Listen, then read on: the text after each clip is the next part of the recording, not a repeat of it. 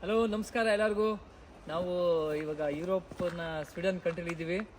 So ನಾವು ಪ್ರತಿನಿತ್ಯ big boss ನೋಡ್ತಾ ಇರ್ತೀವಿ. ಹಾಗೆ ಈಗ ನಮ್ಮ ನೈಬರ್ಸ್ ಎಲ್ಲ ಇದ್ವಿ, ನಾವು ಫ್ರೆಂಡ್ಸ್ ಎಲ್ಲ ಇದ್ದೀವಿ ಇಲ್ಲಿ.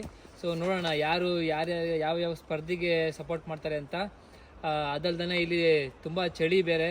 ಈಗ ನೀವೇ ನೋಡಿ ಇಲ್ಲೆಲ್ಲ ಸ್ನೋ ಬೇರೆ ಇದೆ. ಇಂಥ ಚಳಿಯಲ್ಲಿ ಎಲ್ಲರೂ ಒಂದು ಎಂಟರ್ಟೈನ್ಮೆಂಟ್ ಬೇಕು ಅಂತ ಕಾಯ್ತಾ ಇರ್ತಾರೆ. ಇಂಥದ್ರಲ್ಲಿ ಬಿಗ್ ಬಾಸ್ ಅನ್ನೋ ಒಂದು ಪ್ರೋಗ್ರಾಮ್ ಎಲ್ಲ ನೋಡ್ತಾ ಇರ್ತಾರೆ.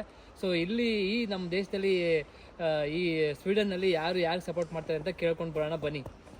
ನಾನು ಮಾತ್ರ ರೈತರ ಮಗ ಗಿಲ್ಲಿಗೆ ಸಪೋರ್ಟ್ ಮಾಡೋದು. ಸೊ ನಾವು 99 ಓಟು ಗಿಲ್ಲಿಗೇನೆ. ವಿಶಾಖ್, ನೀವು ಯಾಕೆ ಸಪೋರ್ಟ್ ಮಾಡ್ತಾ ಇದ್ದೀರಾ? ಎಲ್ಲ ಬಿಗ್ ಬಾಸ್ ಟಾಪ್ 6 ಕಂಟೆಸ್ಟೆಂಟ್ಸ್ಗೆ ಆಲ್ ದಿ ಬೆಸ್ಟ್. ಬಟ್ ನಮ್ಮ ಸಪೋರ್ಟ್ ಎನಿ ಟೈಮ್ ಗಿಲ್ಲಿಗೆ. ಡಮಾಲ್ ಡುಮಿಲ್ ಡಕ್ಕ, ಈ ಸಲ ನಮ್ಮ ಪಳಾರ್ ಗಿಲ್ಲಿ ಗೆಲ್ಲೋದು ಪಕ್ಕ ಎನಿ ಟೈಮ್. Thank you. ನಾನು ಗಿಲ್ಲಿಗೆ ಸಪೋರ್ಟ್ ಮಾಡ್ತಾ ಇದ್ದೀನಿ. ಯಾಕಂದರೆ ನನ್ನ ಓಟ್ ಬೇಕಂದರೆ ಮೀಟರ್ ಬೇಕು. ದಿಶಾ ನಾನು ಧನುಗೆ, ಆದರೆ ಗಿಲ್ಲಿ ಬಿದ್ದಿರಿದೆ.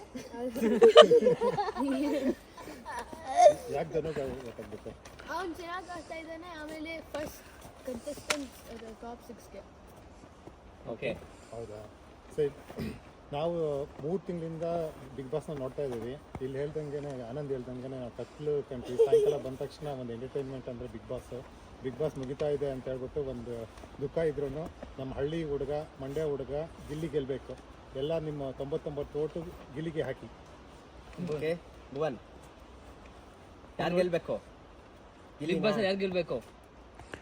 ಓಕೆ, ನನಗೆ ಗಿಲ್ಲಿ ಬೇಕು, ಯಾಕಂದ್ರೆ ಅವ್ನ ಕಾಮಿಡಿ ನಂಗೆ ತುಂಬಾ ಇಷ್ಟ.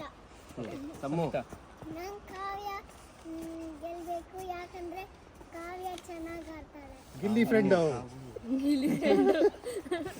ಕಾವು. ಸೊ ನೀವು ಎಲ್ಲರೂ ಗಿಲ್ಲಿಗೆ ಸಪೋರ್ಟ್ ಮಾಡಿ, ಹಾಗೆ ಈ ವಿಡಿಯೋ ಶೇರ್ ಮಾಡಿ ಇಷ್ಟ ಆದರೆ. Thank you.